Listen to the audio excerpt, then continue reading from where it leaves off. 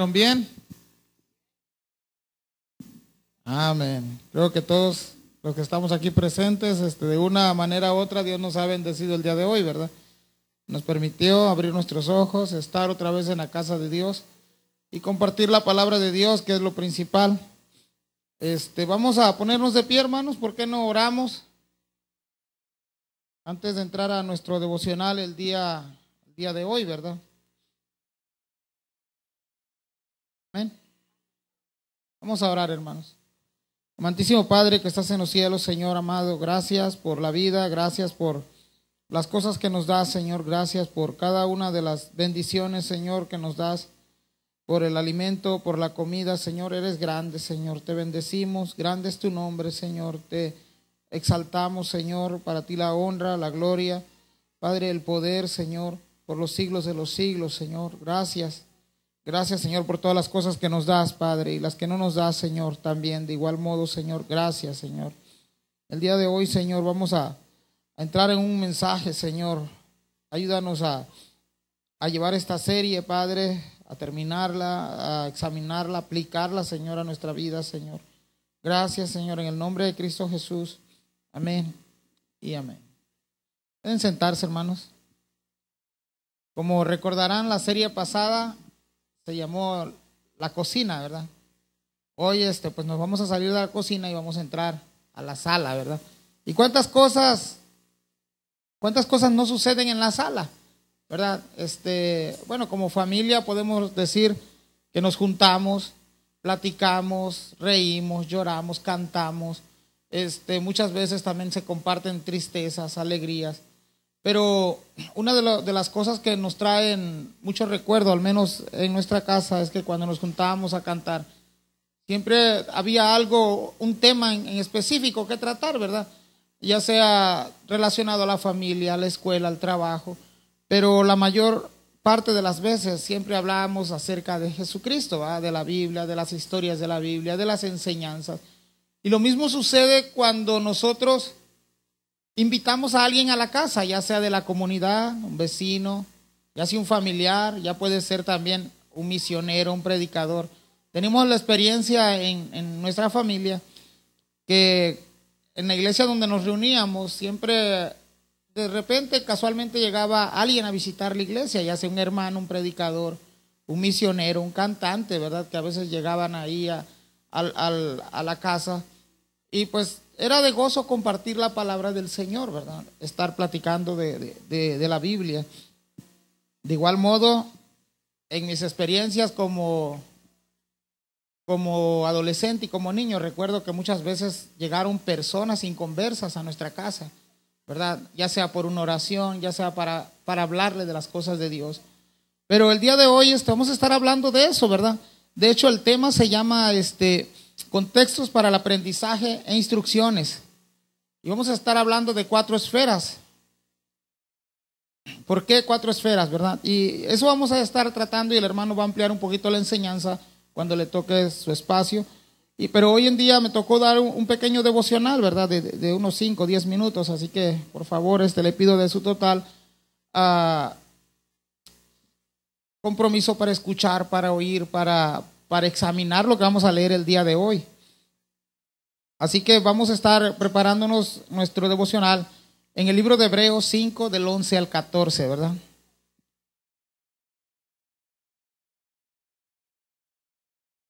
Amén, ¿ya lo tenemos?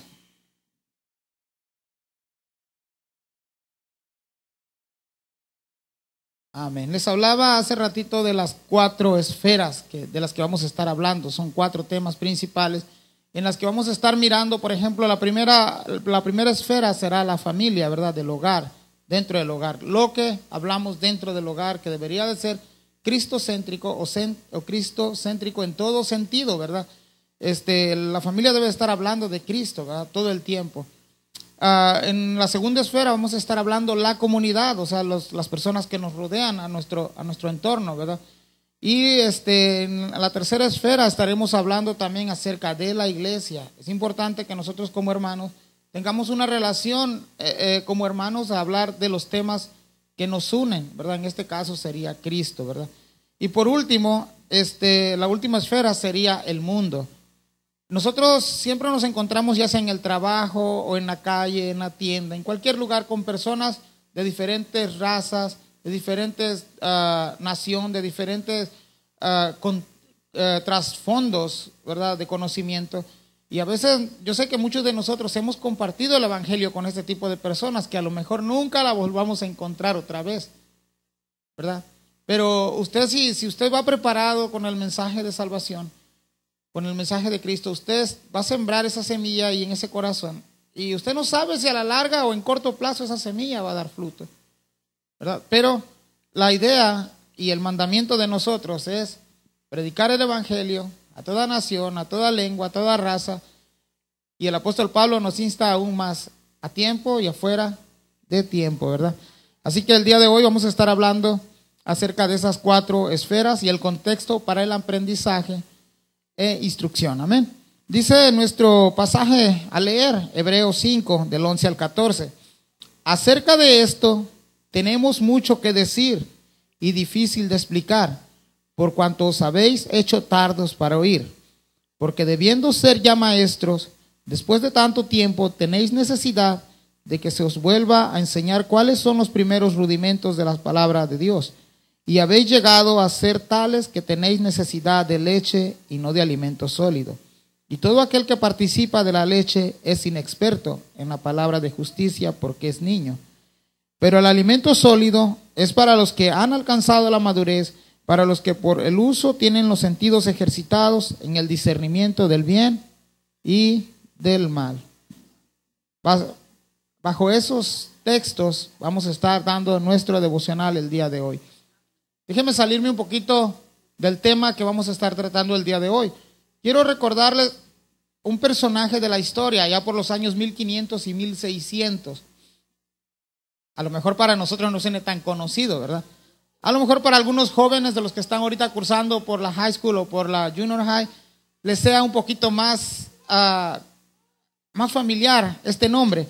Voy a estar hablando un poquito acerca de un filósofo, científico, matemático francés, René Descartes. ¿Quién era este personaje y por qué lo estoy trayendo ahora en mi devocional? Ok, este señor dejó plasmado en la historia y en la materia de las matemáticas lo que hoy se conoce como el plano cartesiano. Y usted va a decir, ¿y por qué me está hablando el hermano de planos cartesianos? ¿Qué es eso? ¿Con qué se come? ¿Verdad? Bueno, tampoco yo lo sé. Usted se preguntará qué tiene que ver con el devocional el día de hoy. Pero quiero agarrar este ejemplo de la vida secular para aplicarlo a nuestra vida espiritual.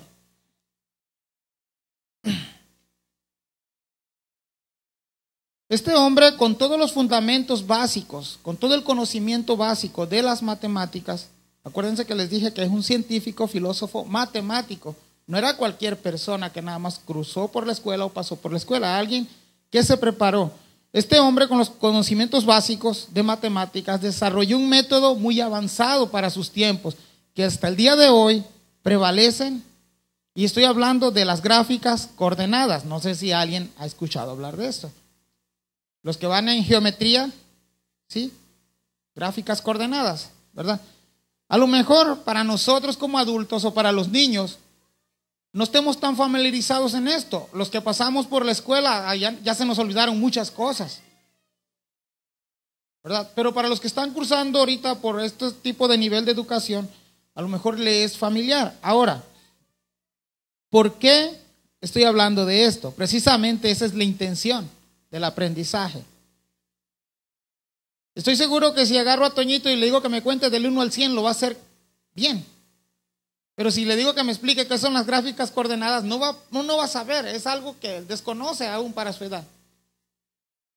Pero si le pregunto a Poldo, posiblemente esté mirando las coordenadas en este periodo de su etapa como adolescente, ¿verdad? Y las coordenadas geográficas, hermanos, o el plano cartesiano se ha hecho tan necesario en las matemáticas que lo usan en todos los niveles. De hecho, les voy a poner un ejemplo bien básico. Nosotros conocemos la gráfica con la que se representa el norte, el sur, el este y el oeste. Pues esa cruz, esa forma de cruz, es una gráfica cartesiana, un plano cartesiano, ¿verdad? Algunos ingenieros lo ocupan para desarrollar sus fórmulas. Y ese no es el tema, quiero recalcar. Pero ¿por qué llevo este punto hasta aquí? Porque una persona secular que se apasionó, que se comprometió con las matemáticas, después de aprender del 1 al 100, a sumar, a restar, a multiplicar, a dividir, lo llevó de un conocimiento básico a un conocimiento súper avanzado para esta época. En los años 1590 y tantos que este señor nació, a los años 1650 y tantos que él murió, ni idea que se tenía que ocupar como hoy en día las computadoras. Hoy para los jóvenes es muy fácil, hermanos, que les dejen una tarea. Investígame la biografía de Simón Bolívar y va al internet y lo imprimes. Ya. Nosotros teníamos en la secundaria, hermanos, yo creo que para su tiempo a lo mejor era aún hasta más difícil, pero nosotros, por ejemplo, nos dejaban de tarea, consíguete la biografía de Simón Bolívar, y allá va uno a las papelerías, y si no lo había, con la pura información que nosotros más o menos habíamos conocido, lo dibujábamos ahí todo feo a Simón Bolívar, pero con el puro conocimiento que nos habían dado, con eso hacíamos una pequeña biografía. Hoy en día nada más el estudiante es de copiar y pegar, imprimir. Bien fácil, ¿verdad? No tienen que quebrarse tanto la cabeza, ¿ven? ¿Por qué estoy ocupando otra vez este ejemplo? Porque precisamente casi debería de aplicar al conocimiento de un cristiano. O sea, de menor a mayor, de menos a más, de lo básico a lo avanzado. Esta persona comenzó como todos nosotros, con un conocimiento bien básico, del 1 al 10, del 10 al 20, contar en números de decenas, por centenas, por millares, hasta que por fin desarrolló un método bastante amplio. Para esta fecha era un descubrimiento bastante avanzado, pero con el tiempo se convirtió en uno de los matemáticos más renombrados de la historia, dejando así un legado para muchas generaciones. Eso es lo que les estoy hablando de este señor, pero ahora vamos a aplicarlo a la Biblia. En nuestro pasaje de hoy veremos, por lo menos voy a sacar 3 protagonistas de estos versículos que acabamos de leer, que juegan un papel muy similar a los miembros que hoy componemos la iglesia. En primer lugar, miraremos a la iglesia compuesta por un grupo de personas pecadoras que han sido lavadas con la sangre de Cristo, y por lo consiguiente ese lavamiento trae consigo la salvación, que solamente es por gracia. En otras palabras, nosotros no hicimos nada, todo dependió de Dios, ¿verdad? Ese es el grupo que conformamos la iglesia, personas pecadoras que un día nos dimos cuenta y volteamos, le dimos la espalda al pecado para mirar a la cruz de Cristo y depositar toda nuestra fe en esa redención que Jesucristo hace. Eso somos la iglesia, y por lo consiguiente el resultado ha sido la salvación.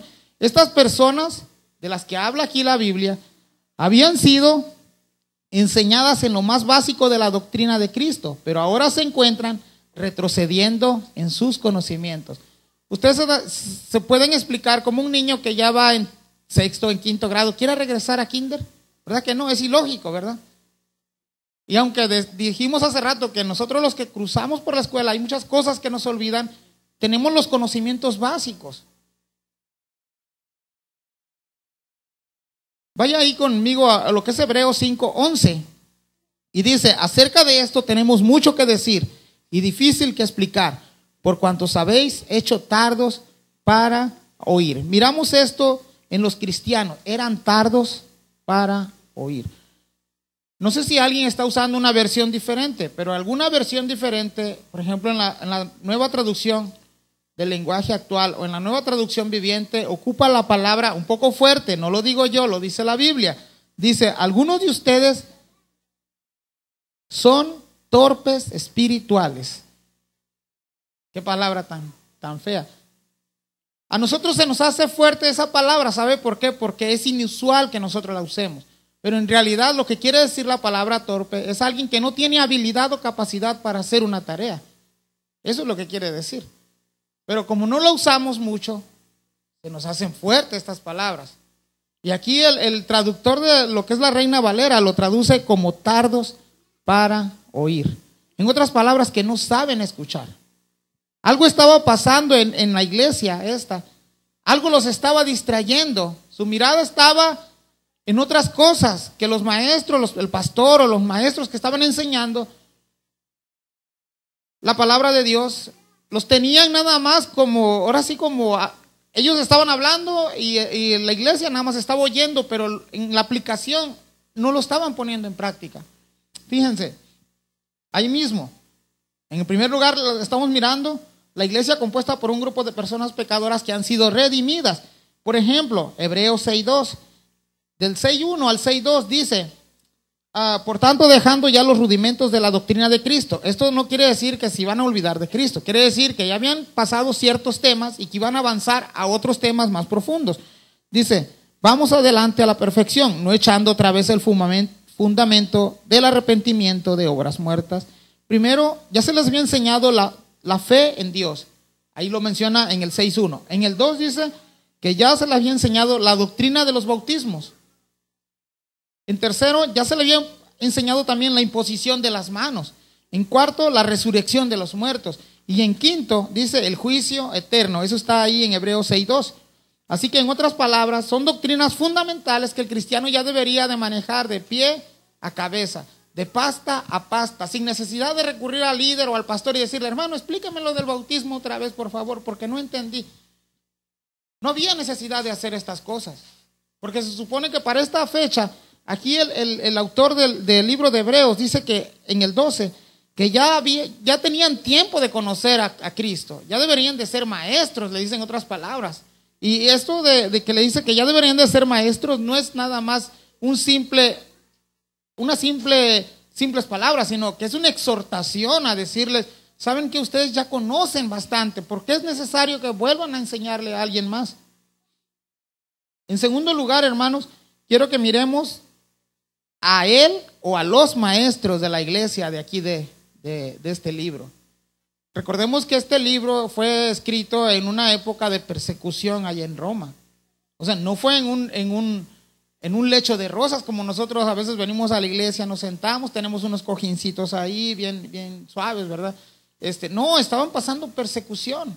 Mas sin embargo, los maestros de esta iglesia ya habían instruido a la iglesia, ya los habían capacitado, en otras palabras, ¿verdad? Pero por alguna razón estos cristianos no tenían el interés en poner en práctica lo aprendido. El maestro les dice: no puede ser posible que volvamos otra vez a los fundamentos. Después de que se tira un fundamento, los que han construido, los que han trabajado en la construcción, no se puede quitar ese fundamento. Ya está hecho el fundamento. También la Biblia nos dice que nuestro fundamento es Jesucristo. Y a partir del fundamento que es Jesucristo, los apóstoles comienzan a edificar. Pero muchas veces, hermanos, es necesario que ya lo edificado se vuelva a desconstruir para construir y fortalecer algo nuevo, pero no la fundación, no el fundamento.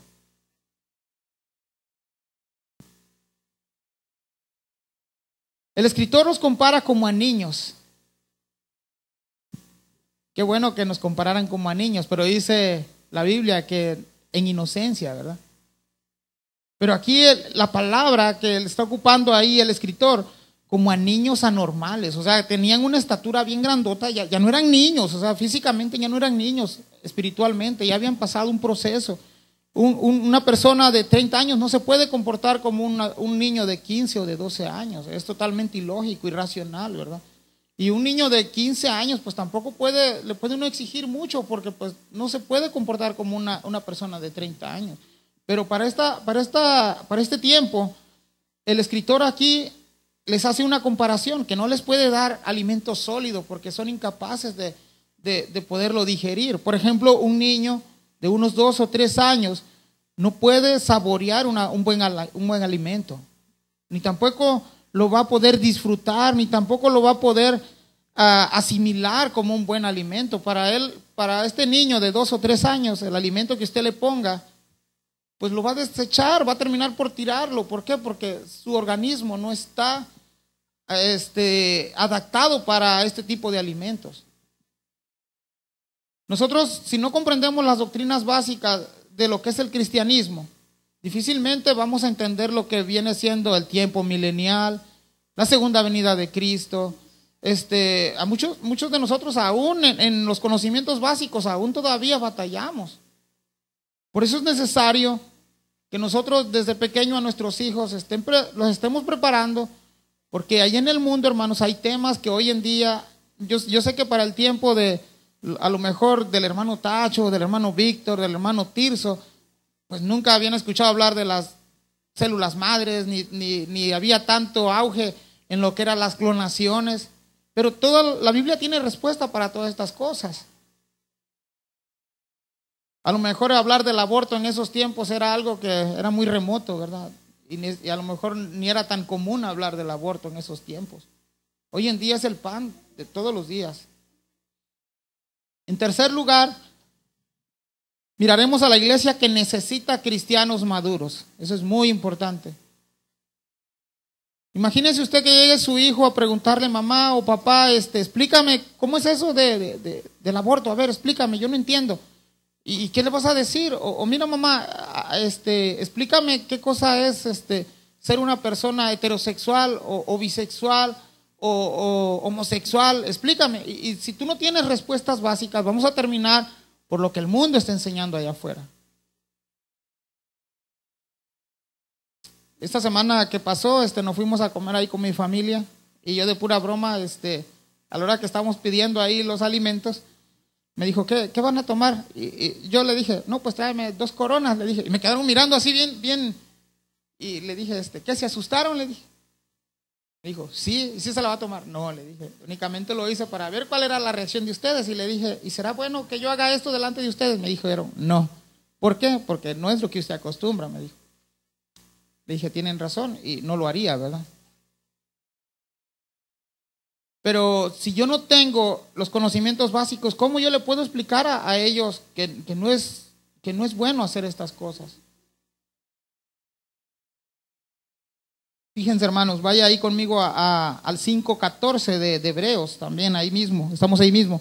Pero el alimento sólido es para los que han alcanzado la madurez, para los que por el uso tienen los sentidos ejercitados en el discernimiento del bien y del mal. En la cosmovisión, acuérdense que hablamos de la cosmovisión en el tema pasado. La cosmovisión es la manera de que nosotros, cómo vemos el mundo, tener los lentes correctos.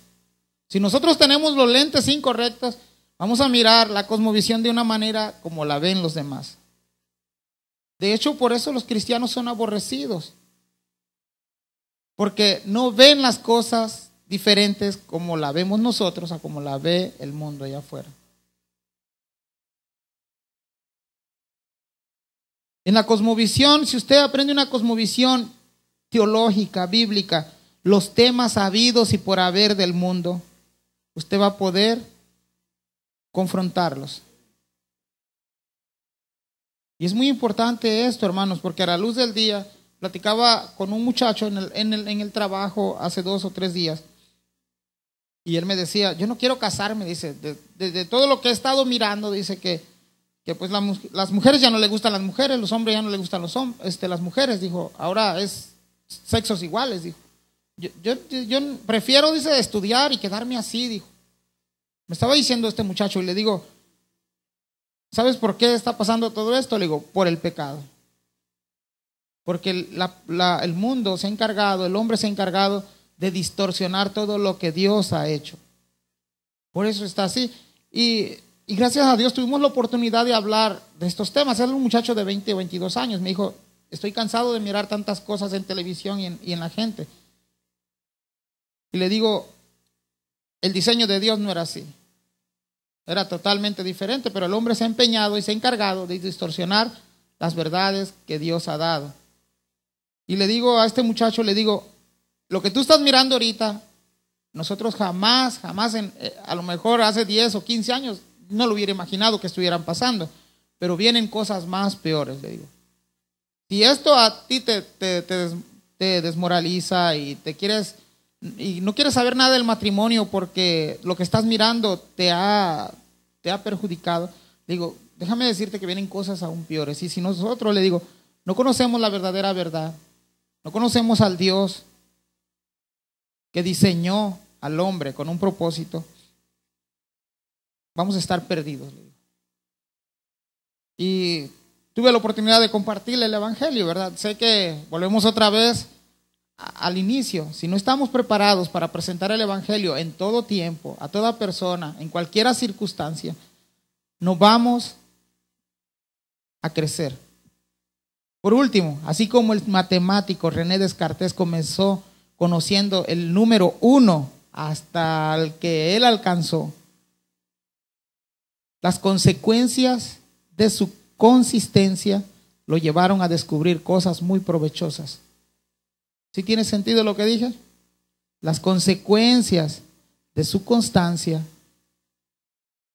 lo llevó a descubrir cosas aún muy provechosas en la rama de las matemáticas.